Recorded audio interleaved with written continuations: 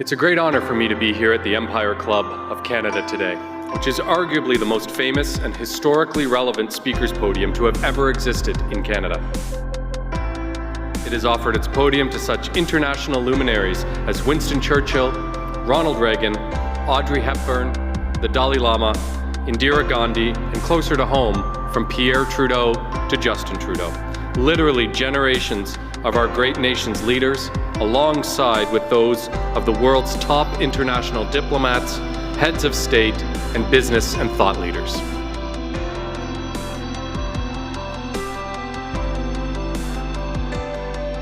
It is a real honor and a distinct privilege to be invited to speak to the Empire Club of Canada, which has been welcoming international diplomats, leaders in business and in science and in politics. When they stand at that podium, they speak not only to the entire country, but they can speak to the entire world.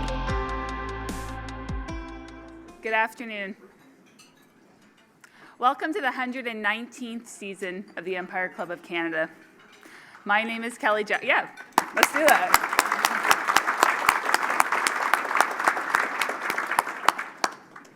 My name is Kelly Jackson. I'm the immediate past president of the Board of Directors of the Empire Club and Vice President, External Affairs and Professional Learning at Humber College. I want to extend a very warm welcome to everybody who's joining us today. Whether you're here in person at the Hyatt Regency in downtown Toronto, whether you're online as a member of our virtual audience, or if you're tuning in later to watch or to listen to this on demand, welcome. As your host for today's event, I am delighted to have the opportunity to be able to pick up on the conversation that I had last January with the Honourable Todd Smith, Ontario's Minister of Energy.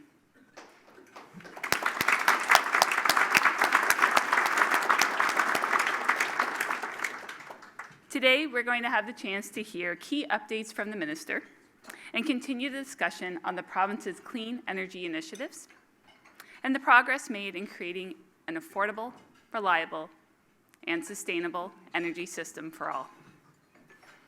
Before we get started, a couple of quick housekeeping notes. I want to remind everybody that's joining us that we have reserved time for a question and answer period with the Minister after he has made his remarks. So, if you're tuning in, I encourage you to engage by finding the question box, which you will see below your on-screen video player. If you're in the room, on your program you will see a QR code, which you can scan to be able to submit a question. If you're online and you require any kind of technical assistance while you're watching, you can start a conversation with our team using the chat button that you're going to see on the right-hand side of your screen. Okay, so that's it for the housekeeping. To formally begin, I want to acknowledge that we are gathering today on the traditional and treaty lands of the Mississaugas of the Credit and the homelands of the Anishinaabe, the Haudenosaunee, and the Wyandot peoples. In acknowledging traditional territories, I do so from a place of understanding the privilege that my ancestors and I have had since they first arrived in this country in the 1830s. As farmers in southwestern Ontario, I imagine they felt a very deep connection to the land, and yet likely did not recognize how that connection was built on the displacement of others. Delivering land acknowledgement for me, it's always an important opportunity. It's a chance to reflect on our human connection and our shared responsibility to care for the land, and to recognize that to do so, we must always respect each other and acknowledge each other's histories. We encourage everybody who's here today in the room, or if you're tuning in online, to learn more about the traditional territory on which you work and live. The Empire Club of Canada is a nonprofit organization, so I now want to take a moment to thank our sponsors who generously support the club and make these events possible and complimentary for our online viewers to watch. Thank you to our lead event sponsors, Bruce Power, Enbridge, and Hydro One.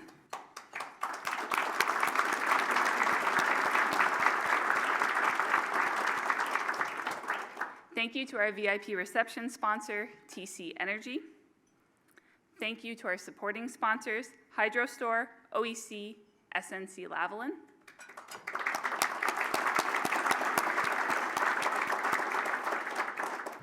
And a big thank you to our season sponsor, Bruce Power.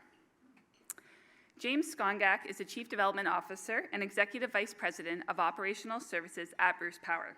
He is currently on assignment at Bruce B Nuclear Generating Station, so he couldn't be with us here today. However, he did want to provide Minister Smith with a few words of welcome. So we've done that through a short video. Take this opportunity to thank the Empire Club for providing me the opportunity to introduce Ontario's Minister of Energy, the Honourable Todd Smith. As people know, Bruce Power operates the world's largest nuclear facility. We produce about a third of Ontario's electricity, but also in this facility, we're the world's largest provider of medical isotopes. Whether that's cobalt-60 used to sterilize billions of pieces of personal protective equipment and COVID swabs around the world, or isotopes used to treat brain tumors, breast cancer, tumors, and prostate cancer. It's home to that great Canadian success story of not only isotope supply, but more importantly, helping fight cancer. Any of you that have had the opportunity to work with Minister Smith know how committed he is to being out and about in the province. He goes to sites that produce electricity. He goes to companies that produce innovation. He talks to local distribution companies. He talks to transmission companies. And at every single crossroads, he's engaged with the workers who make a difference every day, actually turning the policy that we like talking about into reality. So Minister Smith, people know who you are because you've made yourself so accessible. But what I can't emphasize enough on behalf of the men and women that call Bruce Power home is how important it is to take our policy into action. And right here today, we have over 3,000 people working in our plant to produce safe, reliable electricity. People working in our plant to modernize it and life extend it for the next several decades. People working in our plant to fight cancer can only do what they do with policy certainty. So Minister Smith, I want to thank you for that policy certainty. With that policy certainty, with clear direction, we are able to mobilize the financial and the human resources and the best in Ontario innovation to make that happen. So I'd like to take this opportunity to welcome the Honourable Todd Smith, Ontario's Minister of Energy, to the Empire Club podium, and most importantly, thank the Minister for his support on behalf of the men and women at Bruce Power, for everything that the government continues to do and the IESO to allow us to play the role that we play. We're proud of that role. It's a role that we never take for granted. It's a role that we're humbled to be a part of, and a role that we recognize we need to continue to innovate to be strong. Thank you, Minister Smith.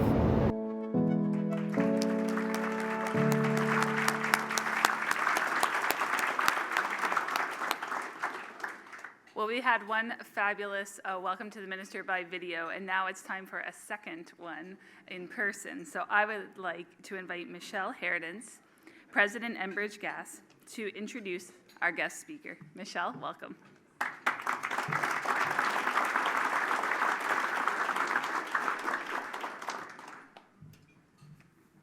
Well, next time I'm bringing videos because that was pretty cool. Hi, I'm Michelle Heredens, the President of Enbridge Gas, and I have the privilege and honor of introducing our phenomenal guest speaker today, the Honourable Minister Todd Smith, Ontario's Minister of Energy. While Minister Smith likely needs little introduction to the crowd, I'm pleased to share a brief overview of his background and his accomplishments. Minister Smith is a graduate of Loyalist College, and prior to working in politics, had a lengthy career in radio broadcasting.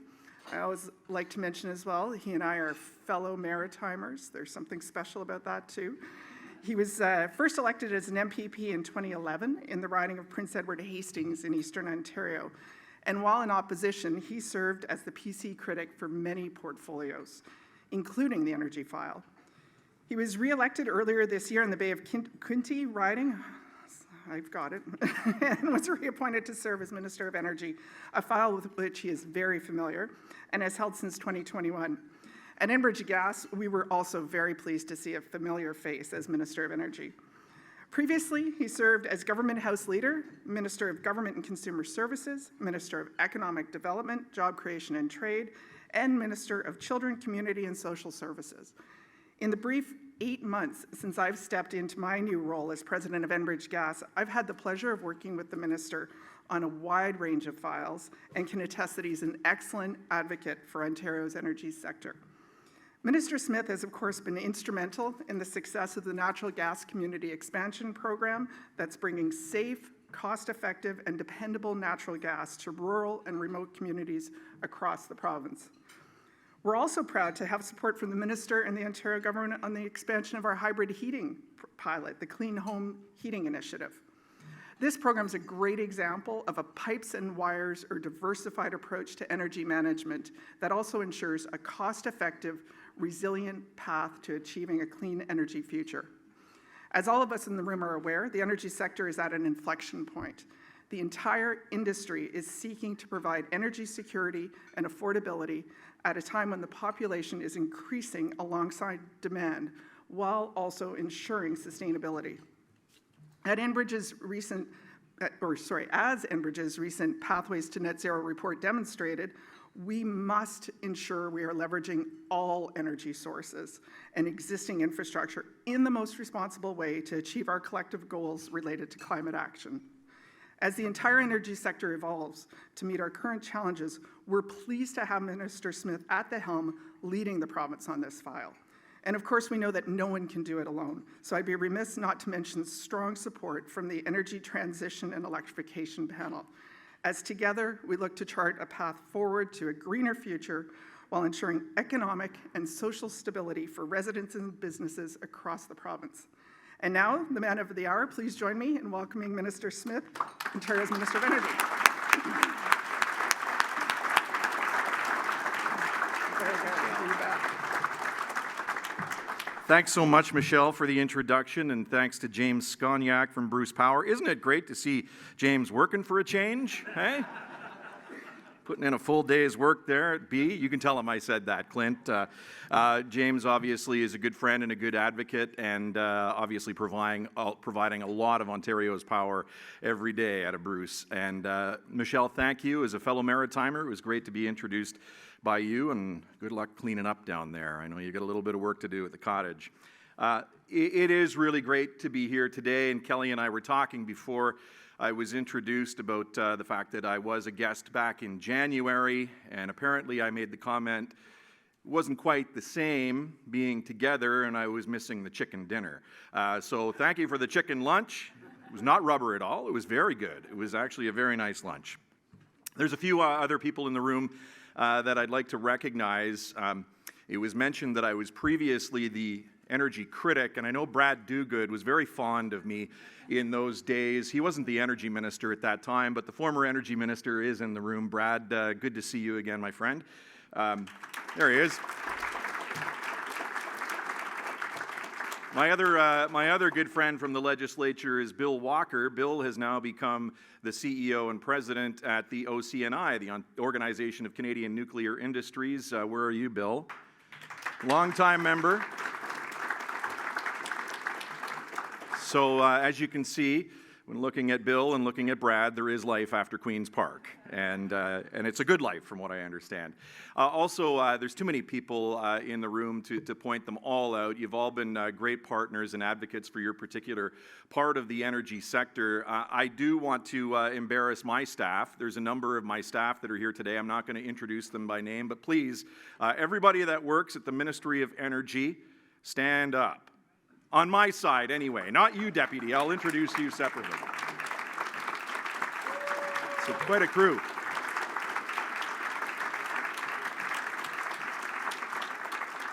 They're the ones that do the real work. Also, really great to have my parliamentary assistant, Stéphane Sarrazin, in the House today. Where's Stéphane? Stéphane is the MPP from Glengarry Prescott Russell. One of two parliamentary assistants. Somehow, Stéphane got the get-out-of-jail-free card to attend lunch today. My other parliamentary assistant who had to attend question period and House duty is Jess Dixon, and Jess is our member from Kitchener-South Hespeler. She wishes she could be here today, but somebody has to mind the fort back there. And also, it's great to have my brand new, the shine is still on him, Deputy Minister, Jason Fitzsimmons, who's here. He officially started his duties on October 11th. Most Most of you know Jason. He's been around the energy sector in Ontario for a long time. Tim, I'm sorry for stealing him from Hydro One, but it's great to have him join our team and have the knowledge that he has in the energy sector. I've had the opportunity to work with Jason during his time at Hydro One, and really looking forward to bringing the energy that he has to his new role at the Ministry of Energy. So a lot has happened since January when I first addressed this audience, when I laid out our government's plan for Ontario's energy sector and my 4 main objectives as the Minister of Energy: to ensure an electricity system that is affordable and clean and, above all, reliable, while supporting customer choice no matter where you live in the province. Today, I want to update you on everything that we're doing to deliver on our plan to meet Ontario's growing energy needs, while driving innovation and moving our economy forward. Because let me tell you, the last 9 months have been some of the busiest the sector has ever seen. As many of you know, one of my first jobs in our new government was as the Minister of Economic Development, Job Creation and Trade, and at that time, all we heard from industry was that they were moving out of Ontario. I took that phone call from General Motors in November, my first week on the job as the Minister of Economic Development, Job Creation and Trade. I was at the arena in Trenton coaching my daughter's hockey team, telling me that they were closing down their Oshawa plant after 100 years and moving their operations south. But what a difference we've been able to make in the last 4 years. We have, as I like to say, flipped the script on the story in Ontario. We've made the changes that were needed to create an environment in Ontario that's attracting jobs and investment at a record pace. Minister Fedeli talks about it almost every day. And today we're seeing incredible economic growth across our province. We're investing in electric vehicles, battery manufacturing, and clean steelmaking. We're giving consumers more opportunities to manage their electricity use and control their costs. And as Ontario's population grows and investment continues, we're ready to meet the rising demand for reliable, affordable, and clean energy. That's why in November, about this time last year, I wrote to the Independent Electricity System Operator, and Leslie's here from the ISO, great to see you, Leslie, asking them to move ahead with a series of steps to secure Ontario's energy future. And in recent months, we've made a number of announcements as we made progress on our plan. One key step was my recent direction to the ISO to proceed with a competitive procurement to acquire 4,000 megawatts of new electricity generation and storage resources.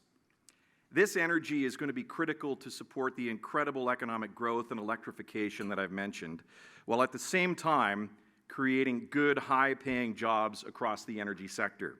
A critical part of our approach is ensuring a diverse supply mix, and this procurement expands our toolbox on that front. With at least 1,500 megawatts of energy storage, this process represents the largest procurement of energy storage in Canada's history, probably North America's history. That's a huge expansion from the 100 megawatts that are currently on the grid. The procurement is also going to ensure reliability with up to 1,500 megawatts of natural gas generation, which the ISO has said is critical to meeting peak demand. Now, some may say, and some have said, why build natural gas generation at all? And this is a question I myself asked the ISO in a letter last year. And frankly, the response I received back is, while other generation can meet much of our upcoming electricity needs, we can't ensure a reliable electricity grid without some small portion of natural gas generation on the margin. It's a necessary backup option when a nuclear reactor needs to undergo maintenance or when the sun doesn't shine or the wind doesn't blow. And we need certainty that electricity is going to be there when we need it. Because without a reliable and affordable grid, we can't expect Ontarians to adopt electric vehicles or consider electric heat pumps. And we can't expect industry will electrify, changes that will all help drive down emissions in our province. And we definitely can't expect to create new jobs or attract investment if we can't guarantee those investors reliable power. As the experts at the ISO say, though, the cheapest generation to build is the generation that we don't have to build at all. And that's why, as a second step, I was pleased to announce that at the same time that we build our new generation, we're also increasing our funding by more than $340 million to expand our energy efficiency programs. And that can mean huge benefits for Ontario, whether it's funding for a municipality to upgrade the chiller at their local arena, or funding to help a local business install new insulation or better windows and doors. These types of upgrades will not only reduce demand on the provincial grid, but they're also going to reduce energy use and operational costs. By 2025, these expanded programs will help deliver enough annual electricity savings to power about 130,000 homes every year and reduce costs for consumers by over $650 million. It's a win for consumers, it's a win for the economy, it's a win for Ontario, and clearly it's a win for the environment as well. In that same vein, step 3 is ensuring that we're making best use of our existing clean energy generation assets that are already running across the province. In September, I was pleased to make the announcement in front of more than 200 workers at Ontario Power Generation that our government is supporting the continued operation of the Pickering Nuclear Generating Station through September 2026. It was a great day. The sun was shining that day. In recognition of the essential role that nuclear energy plays in our electricity system, I've also asked OPG to conduct a feasibility assessment on the refurbishment of the Station B units at Pickering. Keeping Pickering operational at least through 26 will secure the continued generation of reliable and low-cost electricity. And that's critical because our nuclear advantage is a clean energy advantage, but it's also a jobs advantage, and it's even a healthcare advantage, as James pointed out in his video.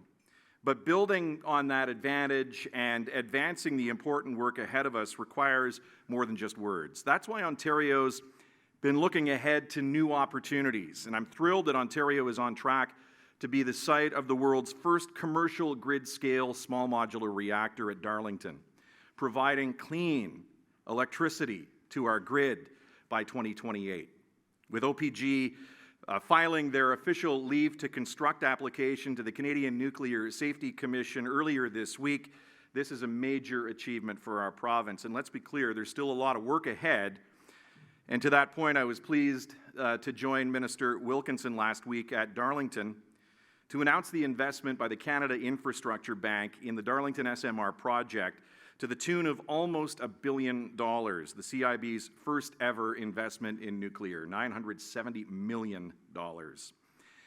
I look forward to continued progress on this important project and to working with the Enercan Minister, Minister Wilkinson, and the federal government to see how they can continue to support our work here in Ontario.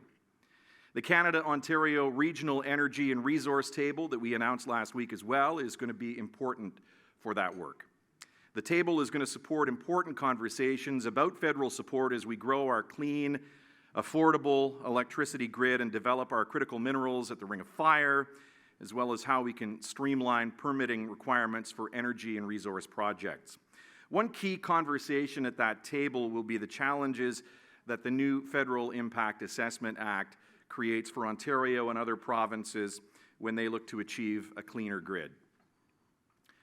The federal government is quick to talk about 2035 clean grid targets, but even with bullish action on the part of the provinces, a large energy project that's committed to today in 2022 faces an impact assessment that could take 8 or 9 years, then 4 or 5 years of construction after that, and that makes 2035 impossible.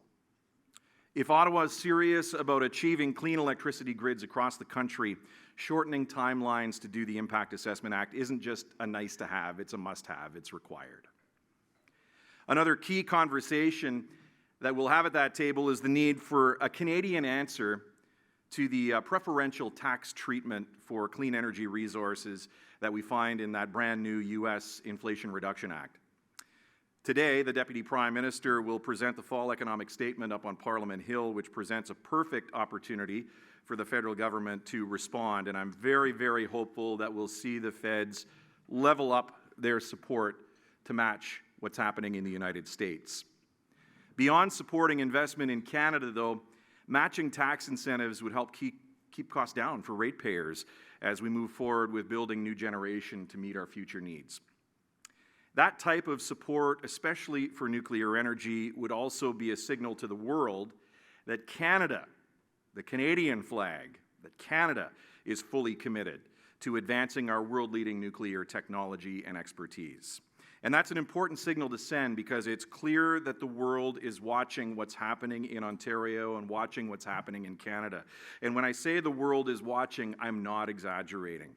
Last month, I had the opportunity to travel and meet with governments from Poland and Estonia and the Czech Republic, and I heard firsthand about their interests in SMRs. They're looking to us here in Ontario, in Canada, for solutions to help achieve energy independence, to help clean the air and meet their own climate goals. And the consistent message in every country was that they're looking at our project at Darlington as the model for how to do it right. Now, to be fair, those conversations have been occurring for more than just the last year, but frankly, it was the Russian invasion of Ukraine that's put this issue front and center in countries across Europe. It's made conversations with our NATO allies even more important as we look to our democratic partners to achieve energy independence and their own self-reliance. These are discussions that I honestly didn't expect to have when I took this position just over a year ago, but with the eyes of the world on us, we have an important responsibility. We need to demonstrate that projects can be delivered as promised. And I know that's a responsibility that Canada's world-class nuclear industry and our government is ready for. Before I finish here today, and I know there's a lot more to come from Kelly, I do want to look ahead at some important conversations that we'll continue to have in Ontario about the future of our broader energy system beyond just electricity generation. Later this year, I'll receive the ISO's Pathway to Decarbonization report, which will lay out potential pathways to zero emissions in the electricity system and likely lead to some pretty big decisions. This will be supported by advice that I receive later in 2023 from the Electrification and Energy Transition panel that's being chaired by our good friend Dave Cawley. And I know he's been seen by some as the panel of one since he was announced earlier this year that there was going to be a panel. And while I'm confident that he could do it himself because he's a pretty thorough guy, he's been doing a great job so far, I'm looking forward to filling the 2 positions before the end of the year so that the panel can really start to ramp up their work. And one thing I can say for certain is that as we move forward, our government is going to continue to champion initiatives that support Ontario's electricity consumers and promote sustained economic growth across Ontario, leveraging our world-class clean electricity grid. Thanks, everyone, for being here. I hope you enjoyed your chicken as much as I do, and I'm looking forward to taking some tough questions from Kelly now. Thank you.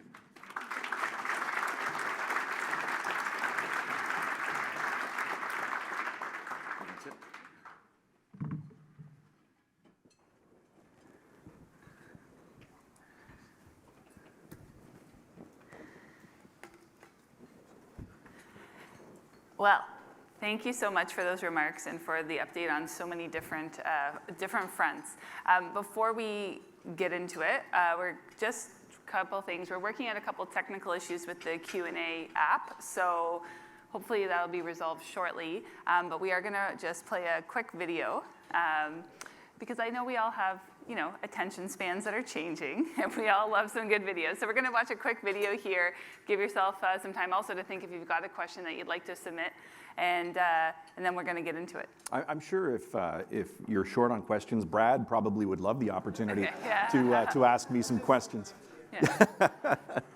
Sounds good. So do you want to roll the video, please? Ontario families and businesses have built one of the cleanest electricity grids in the world. At the same time, the Ontario government has taken quick action to reduce electricity bills for Ontario families, small businesses, and farms, as well as for large commercial and industrial consumers. All with a grid that's 94% emissions-free and affordable. Our diverse electricity supply provides stability and reliability in an ever-changing economy. Ontario's energy advantage from this sustainable system provides good jobs in cutting-edge fields like advanced manufacturing, nuclear refurbishment, and medical isotope production. Affordable, clean electricity is driving our economy, creating jobs and helping us achieve our Made in Ontario climate commitments. Save the energy sector some money because we don't have to pay anybody to do voiceovers anymore. I just do all the voiceovers myself. Ready for hire. Yeah. Okay, sounds good. So I think we've fixed what's happening with the Q&A app, but I do have a couple of my own questions. That's always the prerogative of the moderator to start with their questions. Certainly in your remarks, you talked about the fact that, a year ago, you weren't expecting to be having conversations about maybe geopolitics the way you have been, energy independence. When we had the chance to chat in January, we talked about a lot of things. We didn't really delve into that. Given that you were recently in Washington, in Eastern Europe, sort of what's your sense on, how the war in Ukraine has really sort of changed the conversation, and now what kind of opportunities are sort of being opened up for Ontario? It's been quite a remarkable impact that the war in Ukraine has had, not just in Eastern Europe, but in energy markets around the world. I did have the opportunity to visit 4 countries while I was in Europe, and we also were in Finland visiting the Deep Geological Repository there for lightly spent fuel in their nuclear sector. I can tell you there's a lot of anger, there's a lot of unrest, there's a lot of uncertainty, particularly in Europe because of what's happening there. And it hits everyone close to home. Everywhere you look, it's very pro-Ukraine and very anti-Russia and anti-Putin right now. There's anxiety that's there. When we were in Poland meeting with a couple of the companies and the government officials in Warsaw, they had just recently made the decision there because of the uncertainty about how individuals were going to be able to heat their home. They had made a decision to allow people to burn lignite in their chimneys at home, one of the highest polluting forms of coal. And interestingly, in Poland, their smog days, and you'll recall the days when we had smog days in Ontario, they were mostly in the summer. They were expecting a very dirty winter. Their smog days, their peaks are during the winter months. They don't know what to do, but they're looking very closely at our small modular reactor project in Poland. And just to maybe drive home how close to home this hits, I'm sitting on my flight flying from Warsaw to Tallinn, Estonia, and sitting in the emergency row because I'm a big guy. And this young lady comes on the flight carrying a baby, a little 5-month-old baby, and I said, oh no, she's going to be sitting next to me. I'm going to have this baby sitting next to me on the whole flight. And she immediately said, yeah, I'm going to be sitting next to you with my baby. She used to work for Ukrainian Airlines as a flight attendant. And but a lovely little baby, 5-month-old David, and she was fleeing Kyiv. She was fleeing Kyiv. And she had made the decision that week, leaving her husband behind in Ukraine and was going to stay with her brother in Tallinn, Estonia. It really hit home to me just how this has impacted people's lives in Ukraine and across Europe. And so the energy conversation has really changed. Energy has really become important to people right across Europe. And Canada can be the answer to those energy security and energy autonomy questions. And so it's really elevated the discussion. And I think there is now an urgency, not just in Europe, but here in North America, to be able to provide for our NATO allies, as I mentioned earlier, and our friends in Europe. And I don't know if it's fair to call it a tone change. I mean, I think people here know I'm not from the energy sector. So, but based on when we chatted in January to now, there does seem to be a bit of a shift in terms of the federal level and some of the engagement with Ontario on some of these big initiatives. Yeah, that's very fair to say. Absolutely. we've had a great working relationship with the Natural Resources Canada Minister, Minister Wilkinson, on a couple of different fronts, and I understand he was here last week or recently in Toronto anyway for a big speech and talking about the fact that we are working together on a number of different fronts. Particularly on the small modular reactor file now, but also I think because of the situation in Ukraine, there is an urgency to get projects done here sooner as well. This could be the catalyst to getting shovels in the ground and projects moving a lot faster. I know that Impact Assessment Act is a barrier right now, and that's one of the key topics that we agreed to with the federal government when we agreed to the regional roundtables on natural resources.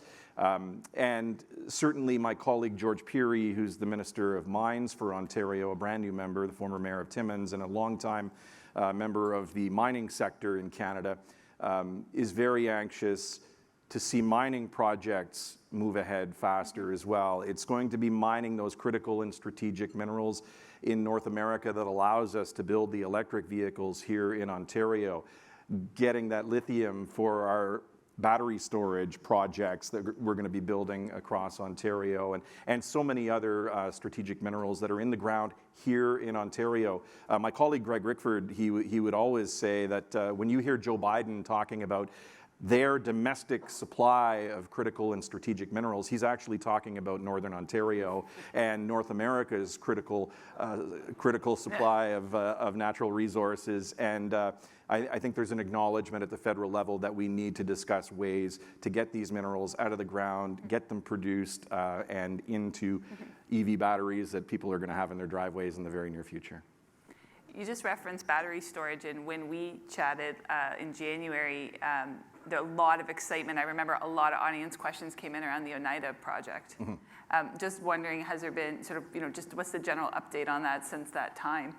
We're continuing to work with that. I know the Independent Electricity System Operator folks are working with Oneida and Enerstor to see that project to fruition. There's great First Nations involvement on that project as well, and it'll be a first of its kind. So we're anxious to work with the folks there that are on that project, and many others now that we've made the commitment to 1,500 megawatts of energy storage of all kinds. It's not just battery storage. There's hybrid compressed air projects that are out there. Pumped storage is always part of the conversation in Ontario. So we're anxious to have those conversations, but anxious to get there on Six Nations and break ground on that project, hopefully soon. I think everybody recognizes the absolute, that it's integral that Indigenous peoples are involved with conversations around energy. And I know there's been a number of, even again, since we last chatted in January, interesting things happening in the sector, some projects moving forward. I'm going to shout out to Hydro One for a really interesting announcement around a new equity model. So from your perspective, as you move through these files, and there's so many different technologies, how are you seeing that role of reconciliation kind of coming into conversations, and how is that sort of at the forefront as you're talking to people? Yeah, absolutely. And I think everybody in the sector understands how important it is to start those conversations at the beginning. And to work with our First Nations communities and First Nations partners, but all community partners as well. So yeah, Hydro One has really come through with an innovative way to move projects forward. Bruce Power has been at the forefront. I was out in Owen Sound last year when Makwa-Cahill was formed, a First Nations lead facility, working with Bruce Power to fabricate parts for the nuclear sector and other parts of the energy sector as well. I think of the Watay Power Project, which we've been working on for quite some time, making sure that 17 First Nations communities in northwestern Ontario have transmission lines and electricity going into their communities so that they don't have to rely on diesel generators where it's getting more and more difficult to get that diesel to these fly-in communities. And when those lights go on from the electricity grid at Watay, it's a big, big moment for those communities. So I've been able to celebrate a few milestones on that project, but many others. And I think there certainly is an understanding from those in the sector that First Nations need to be consulted early and often. Duty to consult is the bottom step. Thank you. So we have a few questions coming in from the audience, and one of them is around natural gas. So wondering about the individuals saying that the other day the Ontario Liberal Party introduced legislation that could be used to ban connections to natural gas for home heating, and wondering whether you would support this bill. No. So thank you for the question. That was the question. Well, there'd be a lot of angry people if I did. 67% of homes out there are heated by natural gas. And I can tell you, and Stefan, my parliamentary assistant, was with me at the Ontario Municipality Association conference, AMO, back in the summer, where we met with many municipalities from across Ontario who want to see expansion of natural gas into their community. Phase 2 of our natural gas expansion program with Enbridge and EPCOR was a huge success and way oversubscribed, and that's why in the budget we announced Phase 3 of the natural gas expansion program, because it is an affordable way, it's a reliable way, and it actually reduces emissions compared to other home heating sources when you factor in home heating fuel and propane into the mix. So we're really excited about continuing consultation on the rollout of the third phase of the natural gas expansion program, because communities really do want it. We want more choice. We don't want less choice, right? So we want more choice. That's our mantra. And last year when we spoke, I remember you specifically talking about the potential impact for farmers when it comes to being able to have more access to natural gas. So, you know, when we hear a lot of sort of discourse in the public that people are concerned about, you know, natural gas and just trying to, you know, sort of raise their concerns, it seems that there's maybe sort of not an understanding of how natural gas plays a role in supporting the move to electrification. Do you think that's one of the bigger sort of communication challenges as we, you know, like move towards a future of a reliable, sustainable, and affordable system? It's a challenge for sure, but I think more and more people are starting to understand it. Yeah. You need a small amount of natural gas in the electricity generation grid, as I mentioned in my remarks. And if you have that reliable system and you're able to keep electricity rates flat like we've been able to do over the last couple of years to make electricity bills more affordable, that's going to encourage more people to electrify, which is going to reduce emissions in other sectors, be it in transportation or home heating. We just rolled out a pilot with Enbridge, as Michelle mentioned, to have hybrid electric air heat pumps in people's homes to reduce their use of natural gas where possible. We've got it in 4 different municipalities across the province now. I hope to be able to roll it out in many more down the road, because I think it's a great program and it's another opportunity. But if electricity prices soar, which they would, and it was the ISO that told us that in their report, by banning natural gas entirely from the grid and make the electricity grid less stable and have brownouts or blackouts, well, then nobody's going to want to electrify at that point. So I think most people are starting to understand that we do need natural gas in our grid, and diversity is what our grid is all about. You know, you're seeing in other jurisdictions that only have one source of energy, the scramble that's going on. And you talk about Europe right now, and a lot of those landlocked European countries that were reliant on Russian natural gas alone, how is that working out for them? They're scrambling and now having to burn coal in their chimneys this winter to stay warm. The diversity piece, I'm going to draw on that with just ask you this question, because it's, you know, we also talked last time a lot about the idea of like being agnostic when it comes to the technology, right? So the question here is around if you could elaborate on Ontario's plan for a clean hydrogen economy, and what are we doing in terms of encouraging hydrogen development? Yeah, so we rolled out our hydrogen strategy in April down at Niagara Falls.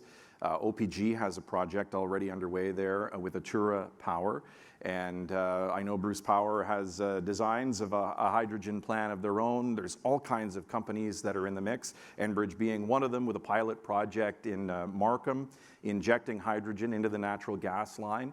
And so there are many, many projects that are underway. I think what we wanted to do was signal to investors in Ontario that are looking at the hydrogen space, we're open to development, working with our regulators and ensuring that there's an opportunity for future hydrogen development. When we were down at Niagara Falls that day, the Stewart family was there from Owen Sound. They run hydrogen optimized and are building electrolysis units and have great designs in making sure that hydrogen is available to help reduce carbon emissions in other sectors like shipping, as an example, or mass transportation. There's all kinds of opportunities for it. The numbers don't quite work yet, but I know Minister Wilkinson is a big fan of hydrogen. It's his favorite energy topic. Mine has been nuclear lately. His is hydrogen, but I think there's room for us to work on making hydrogen a bit more affordable and an opportunity to see hydrogen expansion in the province. Well, since you said nuclear is your sort of recent favorite, so I know you're technology agnostic and don't want to pick any of your favorite children here. There's a question here around Ontario's commitment to nuclear in terms of the sort of issues with domestic supply chains and thinking about what role the government can help in terms of supporting the industry to ensure that the supply chain piece remains strong. Well, we have an incredible supply chain in Ontario already and in Canada, but largely here in Ontario. I believe 220 companies that Ron Oberth and Bill Walker represent with OC&I that are employing thousands of people in our province. And it was great to be able to take Bill over to Europe with us, and he had the opportunity to meet with governments and businesses as well, industry that are looking to move into the SMR space, the small modular reactor space, nuclear space. We're very proud of our nuclear supply chain, and we're very proud of the decades of expertise that we have here in this province. Many of the countries and governments that we were talking to are new to the nuclear space, and to be able to have OPG or Laurentis Energy sitting at the table with us having these discussions that have been operating nuclear for 60 years in our province and in our country, safely, reliably, and offering affordable electricity while employing thousands is a great thing, and it's a great advantage that we have here in Ontario and have in Canada. So my goal has been to get as many places as I can where they're considering nuclear and talking about our great supply chain, talk about our history and the opportunity that exists for them, not just on small modular reactors, but can-do technology as well. So just picking up on those points, a couple questions coming in about, just at the end of the day, how serious are these other countries when they're talking to you about buying SMRs or like working with Ontario on that technology, given that we haven't built one yet? Mm-hmm. Yeah, the world is watching what's happening at Darlington. I say it all the time, and it's so true. Countries like Poland have signed memorandums of understanding with BWXT, one of our great supply chain members out of the Cambridge and Peterborough area. They've signed MOUs with OPG in the Czech Republic, in Prague. We had an MOU signing there with Laurentis and ČEZ, which is their large utility in the Czech Republic. I would say some are further along in the process than others, but there's a great interest there, and they're all asking the right questions. When we were in Estonia, for example, obviously bordering Russia, one of the Baltic countries, and meeting with their ministers and deputy ministers, or undersecretaries as they're called there, they're asking all of the right questions, and we're trying to get them all of the information that they need. And I know that our regulator, the Canadian Nuclear Safety Commission, led by Romina Velshi, is also reaching out, because there's a tremendous opportunity here for our GDP in Ontario and in Canada to be an exporter of small modular reactors, and to employ thousands of people here, but also to provide that stability and certainty and create jobs in those jurisdictions as well. So some of them are a little bit further along in the process and ready to make key decisions by signing MOUs and such, and then others are still testing the waters. But I think with elections in different countries, and we had the opportunity to meet with Latvian officials, Swedish officials, Romanian officials on that trip. There's great interest in what's happening here. And with your recent trip to the U.S., from your perspective, was there anything sort of surprising that came up in the conversation? Surprising. As I was just saying to Clint from Bruce Power earlier, the nuclear world seems to be a relatively small world, and you see the same people all the time. So there was I would say, a tremendous celebration when I walked into the Hotel Washington reception last Wednesday night after Minister Wilkinson and I had made the announcement that the Canada Infrastructure Bank was going to be supporting the SMR project at Darlington. There's a great enthusiasm there and a real collaboration between the United States and Canada. It's not just the GE Hitachi model that we're building at Darlington that has people excited. There's the X-Energy 100 megawatt small modular reactor that OPG has signed an operator agreement with, but there are a number of other technologies out there that our bright and innovative minds in North America are working on to give us, again, a diverse supply of electricity going forward that's emissions free and flexible, a flexible form of electricity too. So I think we're pretty much at our time here in terms of the, I said this last time too, we could go for probably 3 hours. There's so much happening, and I made this reference last time too. I think that when I speak with colleagues that work in the energy sector, when we talk about the scope of change, the pace of change, the terms that are thrown out to me are unprecedented, tsunami of change, all of these great descriptors. So, as we wrap up, I guess the question for you is, knowing that there is so much on the go, what's really some of the most exciting pieces for you looking forward for the next year? I think the most exciting thing is there are so many innovative people in this province that are working at ways to solve the energy situation that we find ourselves in here. Some people like to call it an energy crisis. I call it an energy opportunity. And I think most people in this room probably agree there is tremendous opportunity here. And there are so many innovative people that are working on different projects. We have great collaboration with the Independent Electricity System Operator. The OEB directive was sent to the Ontario Energy Board last week to provide some flexibility for new emerging technologies. As you've said a couple of times, Kelly, we're agnostic. And the reason we are is because there are so many exciting things that are happening in our province and so many interesting opportunities to help us meet the demand that we expect we will need to meet in the coming years as we continue to see electrification, as we continue to grow our economy in Ontario, and as we continue to see increased population. Immigration is going to continue to happen, and we're expecting 2 million more Ontario residents in the next 10 years. So they're going to require more power. So it's going to require all of us working together to ensure that we have the megawatts that we're going to need to power those light bulbs in people's homes, and we're going to build a lot of homes too. So awesome. Thank you. Thank you so much for your time today. Really appreciate it. Thank you. Am I free to go? Thank you, Kelly. No problem.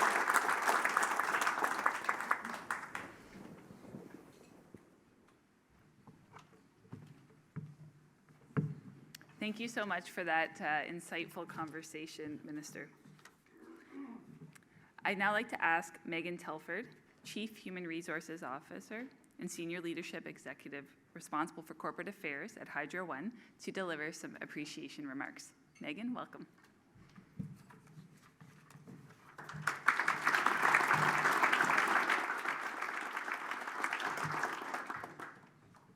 Thank you very much, Kelly. So, Minister Smith, I'm going to start somewhere deeply personal, which is, as the executive inherited Deputy Fitzsimmons' portfolio, my husband and kids are wondering if we could do a deal afterwards to borrow him back. But we're so pleased actually to hear your speech. And I love the way you ended, which is instead of looking at this as a crisis, to look at it as opportunity. You know, there's two parts that you mentioned that I think are really worth doubling down on, and that is the link between clean energy and opportunity in industry and in jobs, both from a skilled labor's perspective and from all of you. You know, I'm relatively new to this industry, and what really draws most of us here is what Minister Smith was talking about, the idea of the urgency of the situation and the once-in-a-lifetime opportunity. There is a deep connection between those, and really, when you look at electrification of industry and transportation and the increased demand, this is an unprecedented moment for all of us. As a sector, together, we have a profound privilege to collaborate with government and with each other to meet this moment. Whether generation, transmission, distribution, storage, suppliers, or skilled labor, we work together to serve Ontarians. Now, at Hydro One, you mentioned a number of critical announcements you've made recently about key projects, and we are proud to have the opportunity to deliver critical transmission to make those happen. I've heard it said recently, and I think this is so important, that there is no energy transition without transmission. And we are going about this the right way. Kelly, you mentioned our recent announcement, this historic and industry-leading 50-50 equity partnership model with First Nations for all new capital transmission line projects with a value exceeding $100 million. We are exceptionally excited to partner with all of you and work with governments, Indigenous communities, industry partners, and customers to ensure that our system is reliable, affordable, and clean, that it is ready to empower economic growth and enable the energy transition. Thank you for inspiring us. Thank you for what your government is doing to bring these projects to life, and we will look forward to meeting the challenge. Thank you very much.